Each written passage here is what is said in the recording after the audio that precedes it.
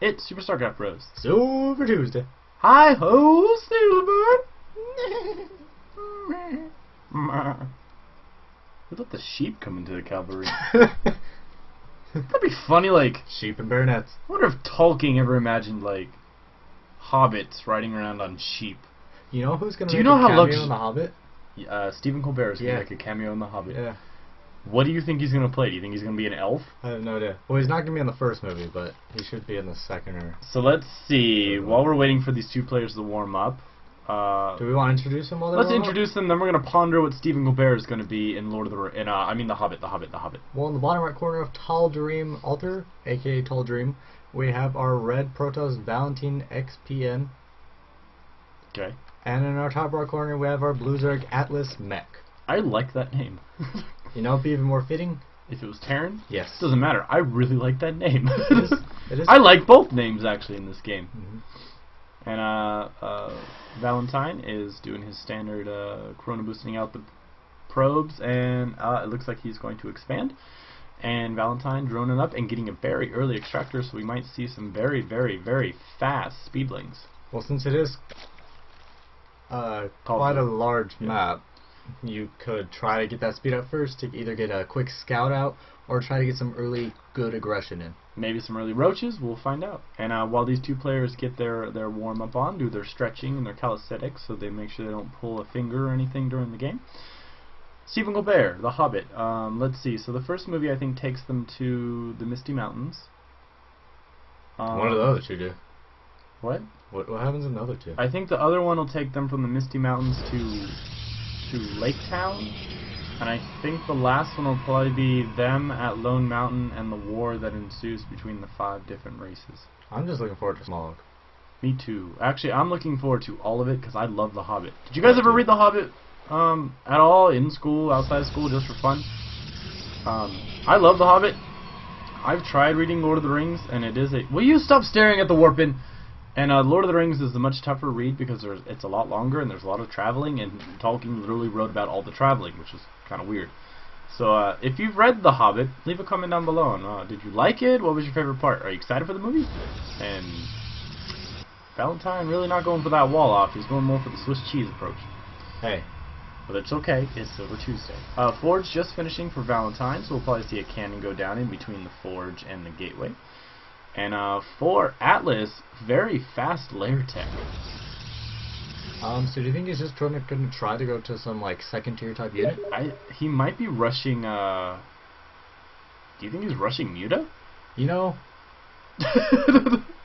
probably. I mean, it is Silver. Maybe he's rushing for Ultras or.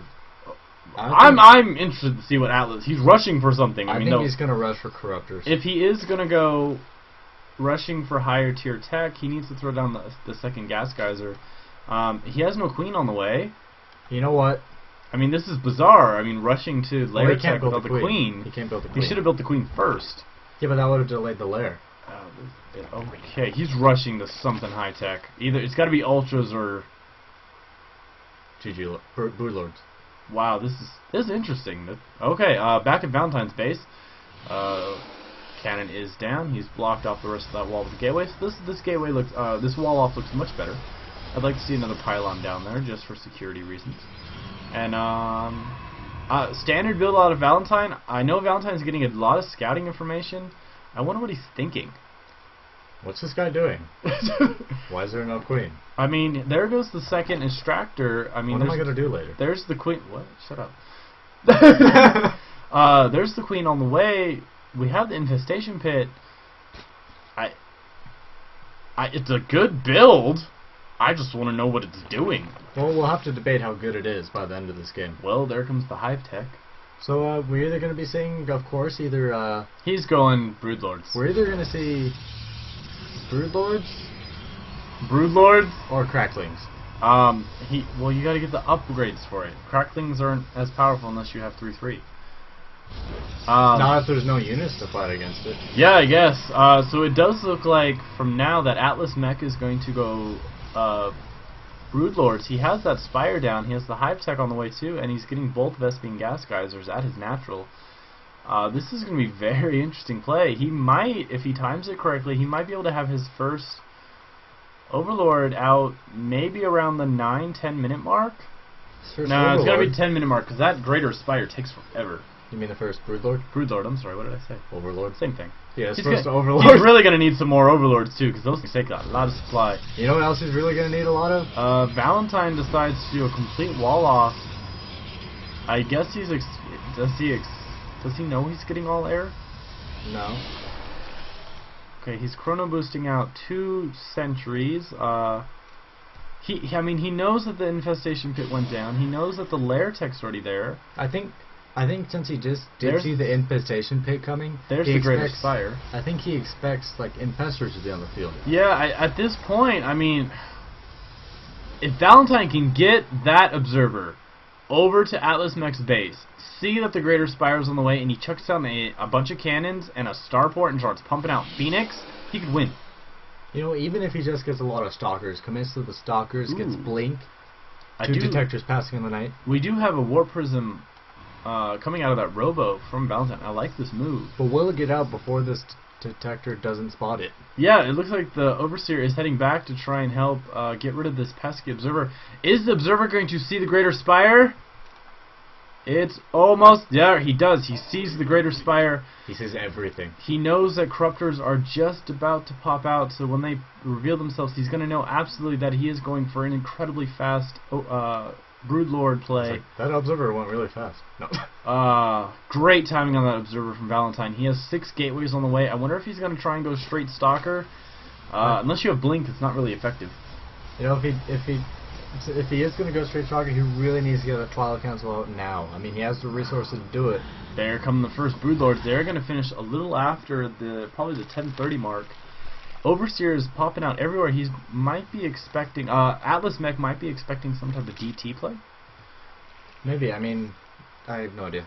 Oh, and never mind. Those are all Overlord cocoons. I'm sorry. Now here's the deal. All of the Corruptors. Yeah, Broodlords. It's Tuesday, guys. I'm tired. He's morphing the Corruptors instantly into Broodlords, and if he starts moving them out, this drop in War Prism play might be just what Valentine needs because he doesn't really have much anti-air. He doesn't really have much anti-anything. This actually might turn into a base race. Yeah, but 4 Broodlords against War Prism? Go, come on, land the troops. I'm rooting for you, Valentine. Alright, the Broodlords are making their way south to the natural for AtlasMeCH. They are going to knock on the door in a couple seconds here. Smart move. They're going for the extractor first, staying away from the cannons. Let's see. I'll keep an eye on the red dots if you want to watch the base get attack Iron Sparks. Okay, red dots are moving into the main for AtlasMeCH in a very smart move. They are going straight for the Greater Spire, and the only defending unit there is the Queen. I mean, there's a lot of drones on the way to help defend this, but...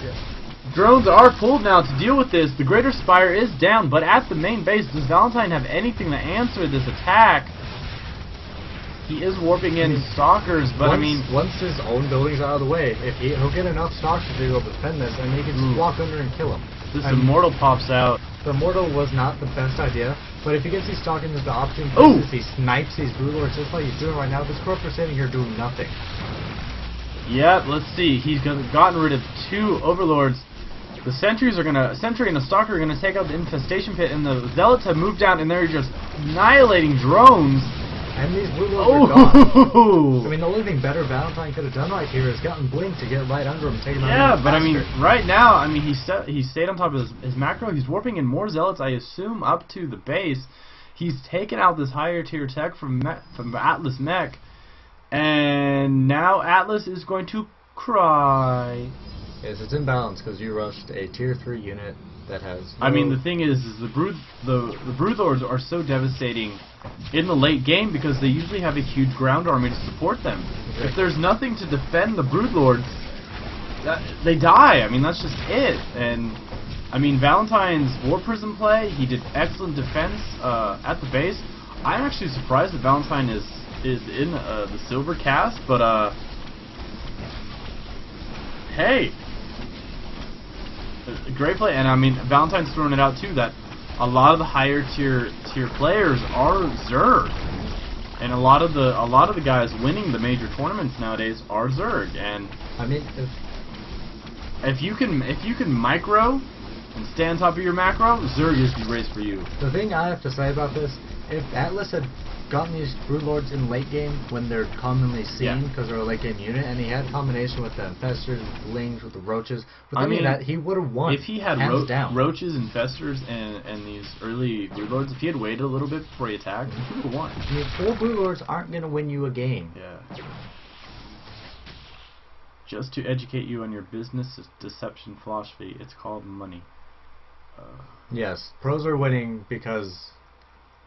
Pros are winning because there's an imbalance between Zerg and Protoss. What are you talking about? You know what I hate? When people try to sound smart and they fail at it. Well then, that was Silver Tuesday, everyone. Go Valentine! I'm proud of you, man. I'm proud of you, and I'm proud of you. Yeah. You know, You have our support. you took them horses and bayonets and you stuck them into those giant aircraft carriers. With your sheep. So leave a comment down below on how you feel that the philosophical deception of business models have contributed to the downfall of the balance of StarCraft. I know, oddly, since the reason Zerg is doing better is because Protoss is OP. I thought it was because the Xel'Naga farted at one point and made the Protoss stronger. Leave a comment down below on how you think our ramblings made any sense. Hit that like button. Please share, we'd really appreciate it. Subscribe. Blah, And blah. please send us your own replays. We'd rather cast your replays instead of the stuff that we pull off of the StarCraft replay sites. So send those replays to us at SuperStarcraftBros at gmail.com. Good luck and have fun. We'll see you on Wednesday. GG. GG!